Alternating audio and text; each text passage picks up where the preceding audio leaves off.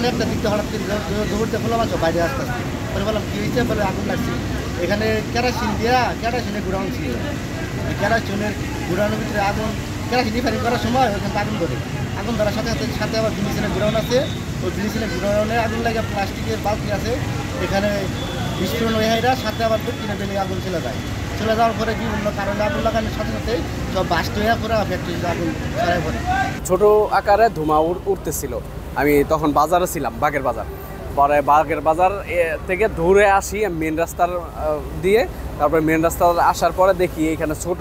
পরে এসে মনে হয়েছিল আমার যে এখানে যেই ছোট আকারে আগুন লাগছে এটা মনে হয় ভিতরের ফায়ার এর যেই আছে সরঞ্জাম, এটা দিয়েই মনে হয় ওনারা নিভে ফেলল। পরে আমি এসে যা দেখলাম এটা মানে আমি চোখেই বিশ্বাস করতে পারলাম না। মানে সমানে বোমের মতো শব্দ হচ্ছিল, দ্রিম দারিম করে, আর আগুন মানে দ্রুত গতিতে ছড়িয়ে গেল, চতুর্দিকে ছড়িয়ে গেছে। এমনকি ফায়ার সার্ভিস তখন এখানে চলে এসেছে।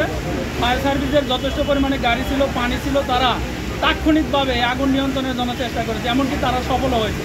আশপাশে যে বাড়িঘরগুলো ছিল সেগুলো কিছুটা ক্ষতি হয়েছে, কিন্তু লোকজনের বড় ধরনের ক্ষতির খবর আমি এখন পর্যন্ত পাইনি। এমনকি এখানকার যে স্থানীয় জনগণ ছিল তারাও যথাসাধ্য চেষ্টা করেছে এই আগুন নিয়ন্ত্রণের জন্য।